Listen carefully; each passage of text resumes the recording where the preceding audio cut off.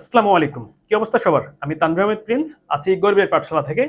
পড়াশোনা করছি ঢাকা বিশ্ববিদ্যালয়ে। আজকে আমি তোমাদের সামনে হাজির হয়েছি প্রাচীন বাংলার কিছু এমসিকিউ নিয়ে। তো চলো এগুলো সমাধান করা যাক।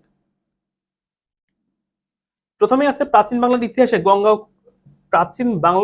গঙ্গা ও করতোয়া নদীর মধ্যবর্তী অঞ্চলের জনপদকে কি বলে অবহিত করা হতো? এই যেটা প্রাচীন বাংলার মানচিত্র, প্রাচীন বাংলা এই এই দিক দিয়ে এটা গঙ্গা নদী ঢুকেছে বাংলাদেশে,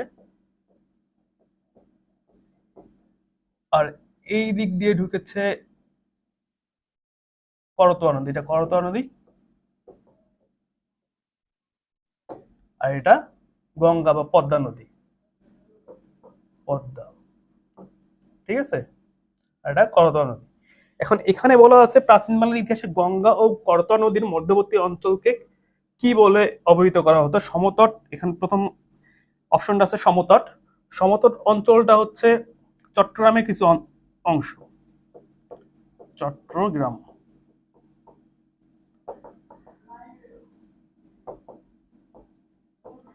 চট্টগ্রামের কিছু অংশ। হরিকেলটা হচ্ছে সিলেট ও চট্টগ্রাম। চট্টগ্রাম, এই যেটা হরিকেল, এই সবুজ চিহ্নিত অংশটা হরিকেল, এই যেটা সমতট, ঠিক আছে। বরেন্দ্র অংশটি হচ্ছে উত্তরবঙ্গ, বর্তমানে রংপুর এবং রাজশাহীর কিছু অংশ। উত্তরবঙ্গ, রংপুর ও রাজশাহীর কিছু অংশ।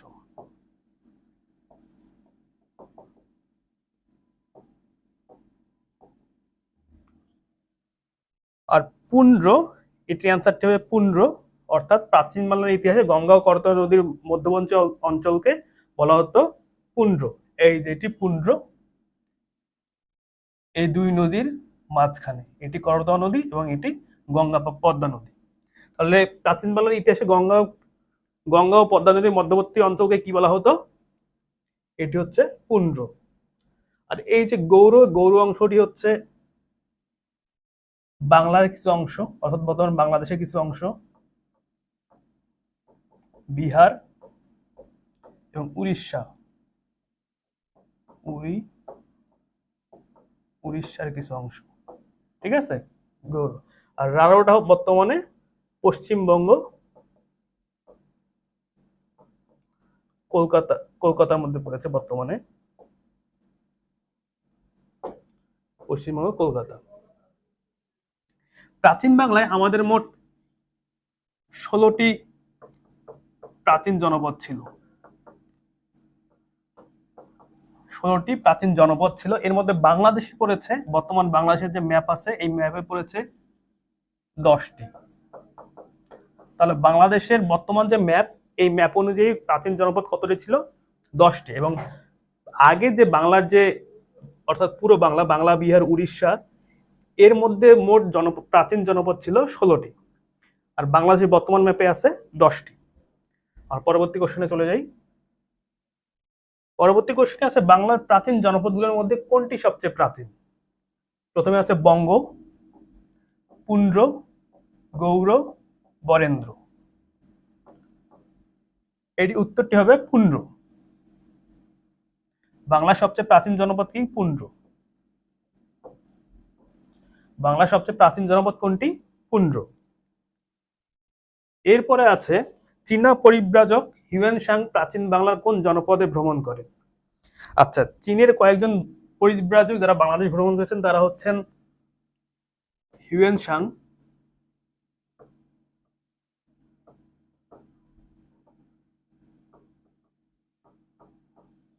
ফাহিয়েন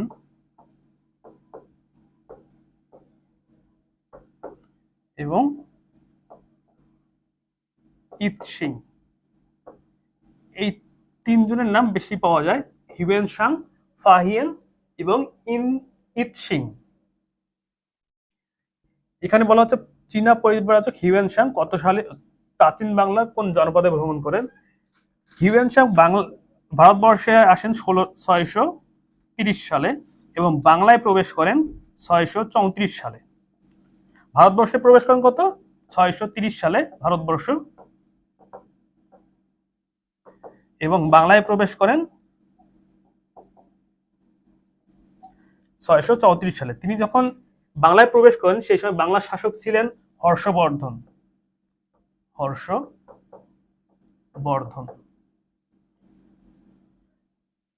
এই হিউয়েন সাং শিলভদ্রের কাছ থেকে দীক্ষা নিতেন।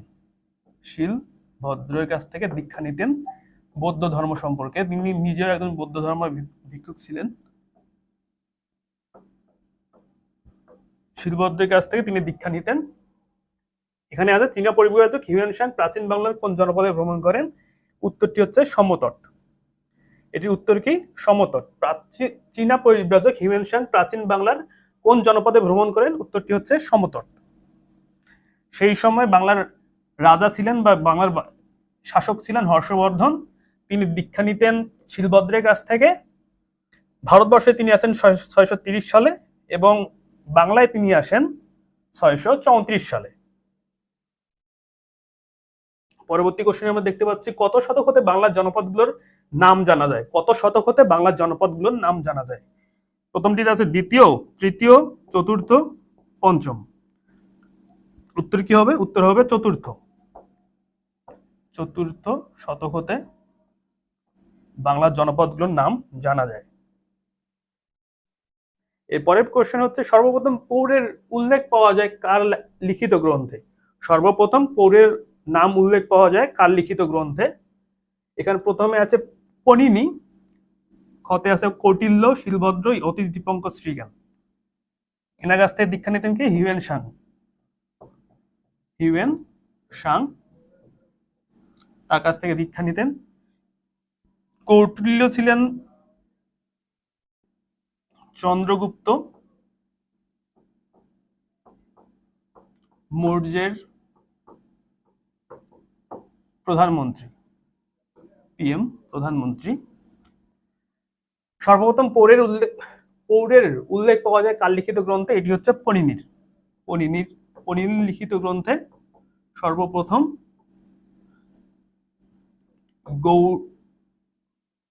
পৌরের নাম উল্লেখ পাওয়া যায়। তাহলে উত্তরটি কি হবে? পনিনি।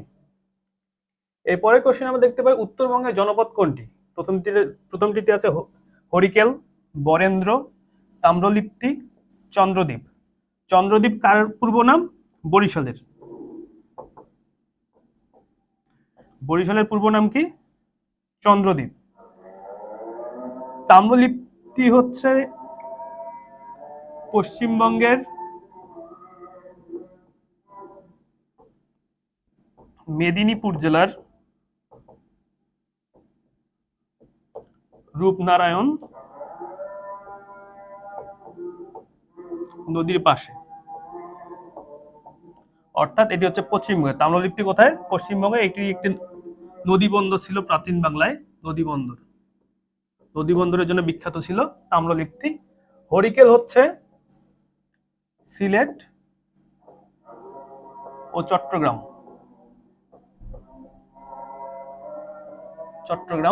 এটি হচ্ছে সিলেট এবং চট্টগ্রাম কোন অঞ্চলে ছিল? হরিকেল। আর বরেন্দ্র অঞ্চল হচ্ছে বর্তমান উত্তরবঙ্গ, সেটি হচ্ছে বরেন্দ্র অঞ্চল, অর্থাৎ রাজশাহী, বর্তমান রাজশাহী ও রংপুর।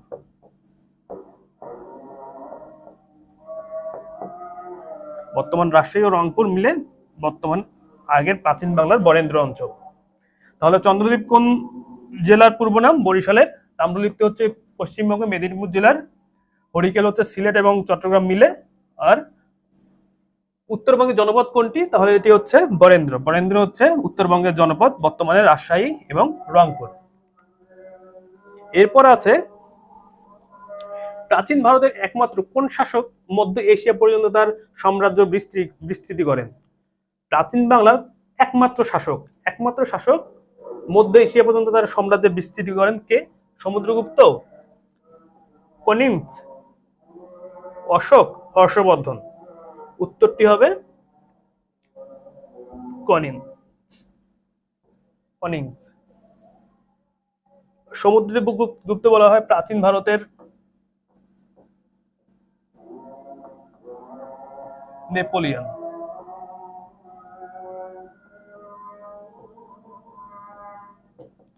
সমুদ্রগুপ্তকে কি বলা হয়? প্রাচীন ভারতের নেপোলিয়ন। কোনিন্থ, ইনি প্রাচীন ভারতের একজন শাসক যিনি মধ্য এশিয়া পর্যন্ত অর্থাৎ বর্তমানে উজবেকিস্তান,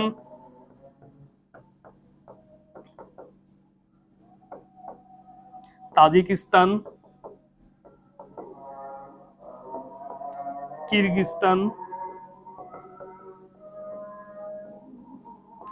এইসব যে দেশগুলো আছে উজবেকিস্তান, তাজিকিস্তান, কিরগিজস্তান, এগুলোকে বলা হয় মধ্য এশিয়া।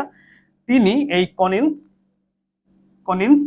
তিনি প্রাচীন ভারতের একমাত্র শাসক হিসেবে মধ্য এশিয়া পর্যন্ত অর্থাৎ তাজিকিস্তান, কিরগিজস্তান, কাজাকিস্তান পর্যন্ত তার সাম্রাজ্যের বিস্তৃতি ঘটান।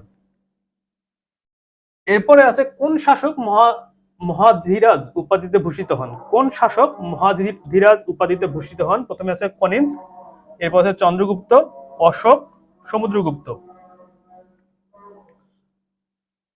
কোন শাসক মহাধীরাজ উপাধিতে ভূষিত হন? এখানে উত্তরটি হবে চন্দ্রগুপ্ত।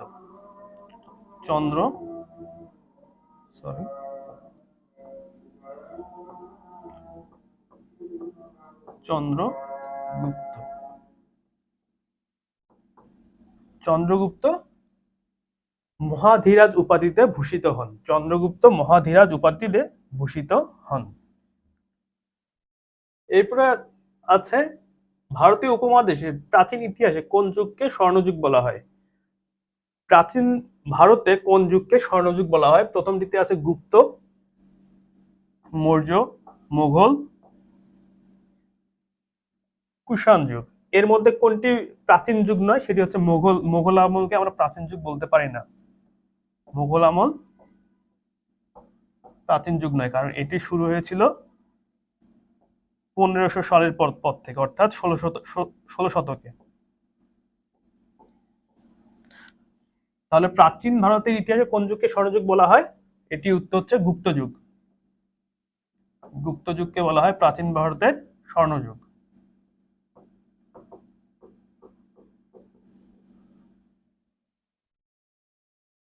এরপরে আছে কৌটিল্য কোন রাজার প্রধানমন্ত্রী ছিলেন?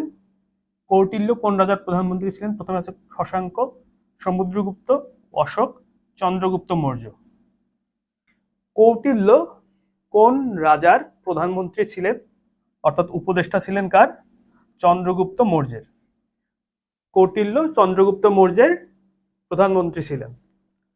সো ভাইয়ারা, আজকে এই পর্যন্তই। আগামীতে তোমাদের সাথে আবার দেখাবে ইনশাল্লাহ। সেই পর্যন্ত ভালো থাকো। আসসালামু আলাইকুম।